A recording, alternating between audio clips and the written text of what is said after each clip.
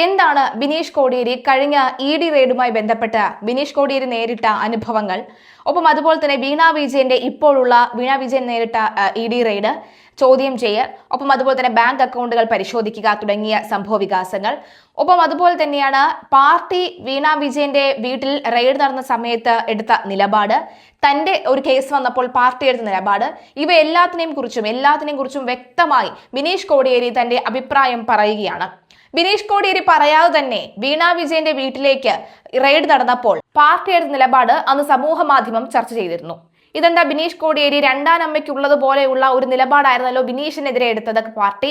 പക്ഷെ വീണയ്ക്ക് അങ്ങനെയല്ല. പാർട്ടി പൂർണ്ണമായി ഒന്നടങ്കം ആ വീട്ടിന് മുന്നിലേക്ക് വന്ന് ആക്രമിക്കുന്ന സാഹചര്യം ഉണ്ടാകുകയാണല്ലോ ചെയ്തത്. അപ്പോൾ എന്താണ് രണ്ടുപേരും രണ്ട് തട്ടിൽ നിൽക്കുന്ന സാഹചര്യം എങ്ങനെ ഉണ്ടായി, എന്തിനുണ്ടായി എന്ന ചോദ്യമാണ് വരുന്നത്.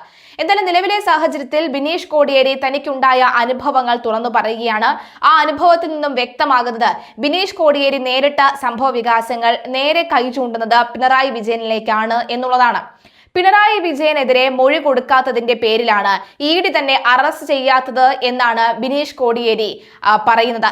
ഇ.ഡിക്ക് വഴങ്ങാത്തത് കൊണ്ടാണ് വീട് റെയ്ഡ് ചെയ്തത്. അറസ്റ്റിലായി ജയിലിലായ പ്രതിസന്ധി ഘട്ടങ്ങളിൽ പലപ്പോഴും പതറിപ്പോയിട്ടുണ്ടെന്നുമാണ് ബിനീഷ് കോടിയേരി പറയുന്നത്. എന്താ എന്നെ പാർട്ടിയിലെ ആരും സംരക്ഷിക്കുകയോ സഹായിക്കുകയോ ചെയ്യാത്തതെന്ന് അച്ഛനോട് ചോദിച്ചിട്ടുണ്ട്. പാർട്ടി തിരിഞ്ഞു നോക്കിയില്ല എന്ന അമ്മയുടെ പ്രതികരണത്തിന്റെ പശ്ചാത്തലം പാർട്ടിയെ ബോധ്യപ്പെടുത്തിയിട്ടുണ്ട് എന്നും പറയുന്നു. തങ്ങൾ എപ്പോഴും പാർട്ടി കുടുംബമാണെന്നും ബിനീഷ് കോടിയേരി വ്യക്തമാക്കുന്നുണ്ട്. മാതൃഭൂമി ചാനലിലാണ് ബിനീഷ് കോടിയേരി ഈ അഭിമുഖം നൽകിയിരിക്കുന്നത്. ഞങ്ങൾക്കൊരു വിഷയമുണ്ടെങ്കിൽ അത് പറയേണ്ടത് പാർട്ടിയോടാണ്. ഞങ്ങൾക്ക് തെറ്റുപറ്റിയാൽ അത് തിരുത്തേണ്ടത് പാർട്ടിയാണ്. അങ്ങനെയാണ് ഈ പാർട്ടി സംവിധാനം പോകുന്നതെന്നും ബിനീഷ് കോടിയേരി പറയുകയാണ്. ജയിൽവാസത്തിൽ മാനസികമായി പ്രതിസന്ധി നേരിട്ടപ്പോൾ പുസ്തക വായനയിലേക്ക് തിരിയാനാണ് അച്ഛൻ ഉപദേശിച്ചത്.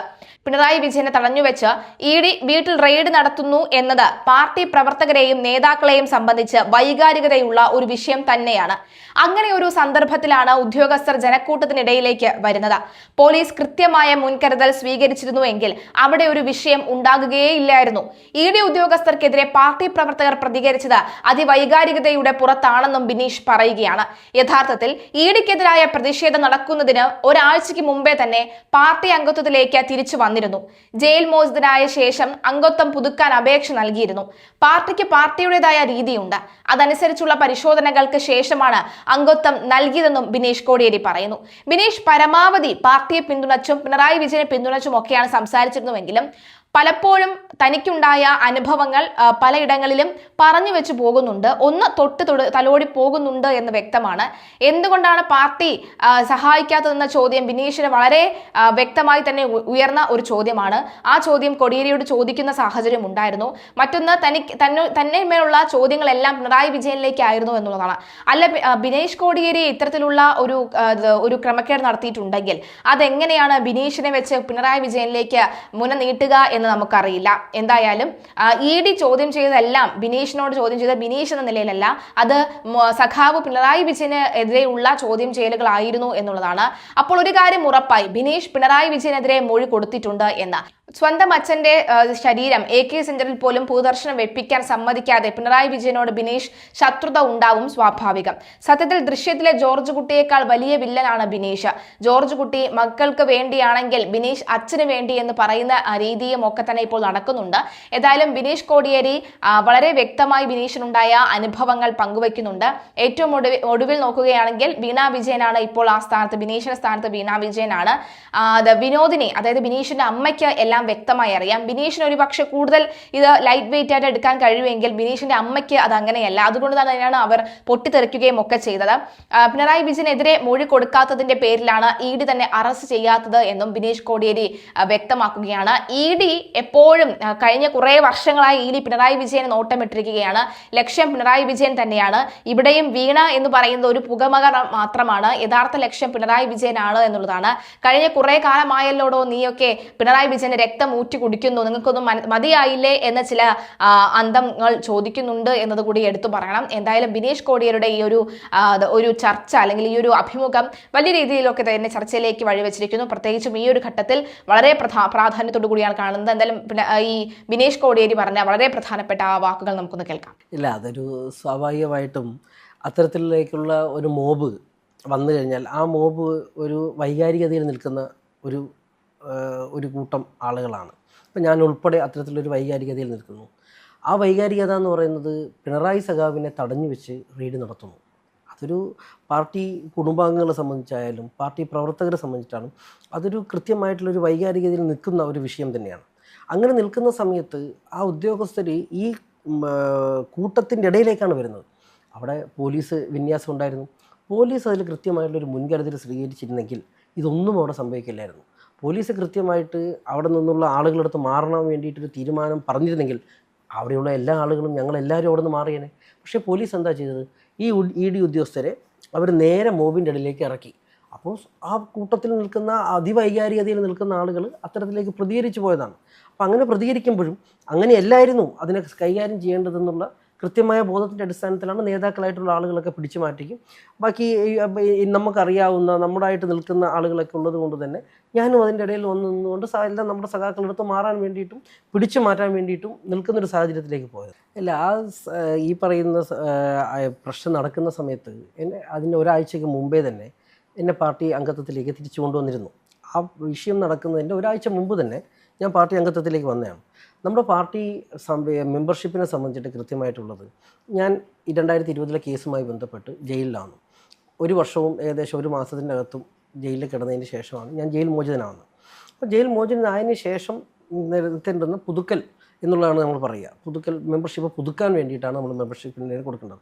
ആ മെമ്പർഷിപ്പിൻ്റെ ഭാഗമായിട്ട് കൊടുത്തു. പിന്നെ പാർട്ടിക്ക് പാർട്ടിയുടേതായിട്ടുള്ള രീതികളുണ്ടല്ലോ. അപ്പം ആ രീതിയിലേക്കുള്ള കാര്യങ്ങളും കൂടി പരിശോധിച്ചതിന് ശേഷമാണ് ഒരു മെമ്പർഷിപ്പ് എന്നത്. പാർട്ടി സെക്രട്ടറി തന്നെയാണ് ഒരു മെമ്പർഷിപ്പിനെ സംബന്ധിച്ചിട്ട്. ഇപ്പം നമ്മൾ പാർട്ടി നേതൃത്വം എന്ന് പൊതുവേ പറയാറുണ്ടെങ്കിൽ പാർട്ടി സംസ്ഥാന സെക്രട്ടറിയാണ് പാർട്ടി നേതൃത്വത്തിൻ്റെ മുഖമായിട്ട് നമ്മൾ നിൽക്കുന്നത്. അപ്പം ഗോവിന്ദ മാഷി തന്നെയായിരിക്കും സ്വാഭാവികമായിട്ടും അതിൽ ഇടപെട്ടിട്ടുണ്ടാകുന്നതും.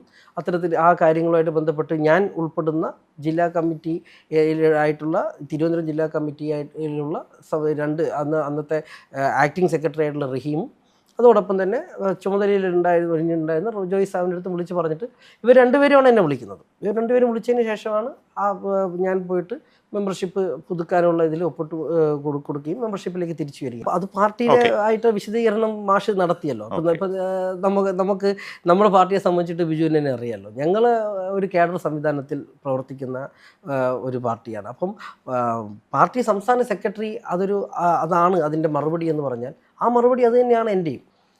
ഇല്ല, വരുന്നത് എല്ലാം നേരിടുക എന്നൊരു രീതിയിലാണ് ജീവിതത്തെ ഞാൻ കാണുന്നുള്ളൂ. ഇപ്പം ഇന്ന രീതിയിൽ ജീവിതം ഡിസൈൻ ചെയ്ത് മുന്നോട്ട് പോകുക എന്നുള്ളൊരു രീതിയിലല്ല ഞാൻ എൻ്റെ ജീവിതത്തെ കാണാറുള്ളതും. ഇനി മുന്നോട്ട് വരുമ്പോൾ ഇന്ന രീതിയിലാകാൻ വേണ്ടി എന്തെങ്കിലും കാര്യങ്ങൾ ചെയ്യുക, ഇന്ന രീതിയിലാകാതിരിക്കാൻ വേണ്ടി എന്തെങ്കിലും കാര്യം ചെയ്യുക എന്നുള്ളതല്ല ഞാൻ കാണുന്നത്. ബിജു പറഞ്ഞതുപോലെ ഒക്ടോബർ എന്നെ സംബന്ധിച്ചിട്ട് വലിയ നഷ്ടങ്ങളുടെയും ദുഃഖങ്ങളുടെയും ഒരു മാസം തന്നെയാണ്. ഒക്ടോബർ 29 ഞാൻ അറസ്റ്റിലാവുന്നു. ഒക്ടോബർ 31 ഞാൻ ജയിൽ മോചിതനാവുന്നു. ഒരു 2022 ഒക്ടോബർ 1 അച്ഛൻ വിട്ടുപോകുന്നു. അപ്പം അത്തരത്തിലേക്കുള്ള വലിയൊരു ടഫ് സിറ്റുവേഷനിലേക്ക് തന്നെയാണ് ഒക്ടോബർ മാസത്തെ ആലോചിക്കുമ്പോഴും ഓർക്കുമ്പോഴും കാണുന്നത്.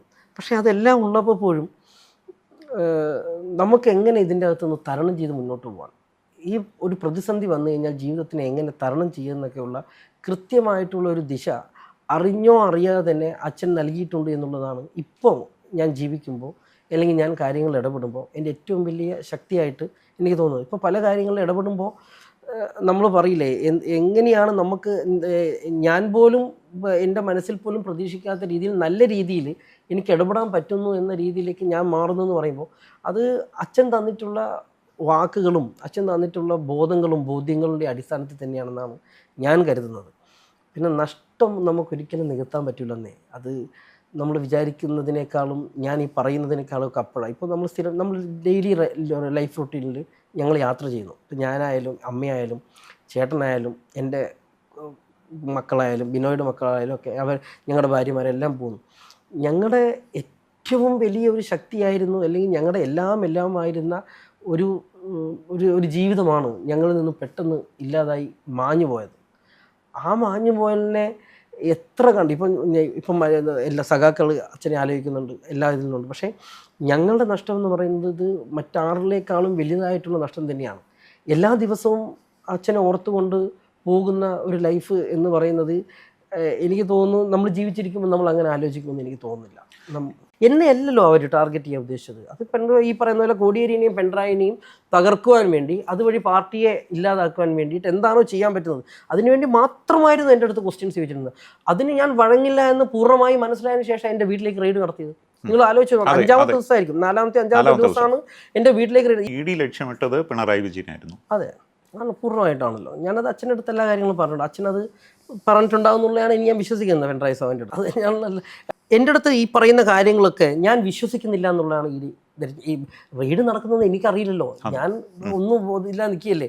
അപ്പം അവർ പറയാണ് അനാവശ്യമായിട്ടാണ് നിങ്ങൾ കോംപ്ലിക്കേറ്റ് ചെയ്യുന്നത്, നിങ്ങളുടെ വീട് ഇപ്പോൾ റെയ്ഡ് ചെയ്തുകൊണ്ടിരിക്കുകയാണ്, നിങ്ങളുടെ എൻ്റെ അമ്മയ്ക്കുള്ള അറസ്റ്റ് വാറണ്ട് എനിക്ക് കാണിച്ചു തരിക, എൻ്റെ ഭാര്യയ്ക്കുള്ള അറസ്റ്റ് വാറണ്ട് എഴുതിയിട്ട് എൻ്റെ മുമ്പിൽ കാണിച്ചു തരിക, ഇത് അമ്മയും ഭാര്യേനെയും അറസ്റ്റ് ചെയ്യാൻ പോകുന്നു, നിങ്ങൾ അനാവശ്യമായിട്ട് അവരുടെ ജീവിതം കൂടി ഇല്ലാതാക്കാൻ പോകുന്നു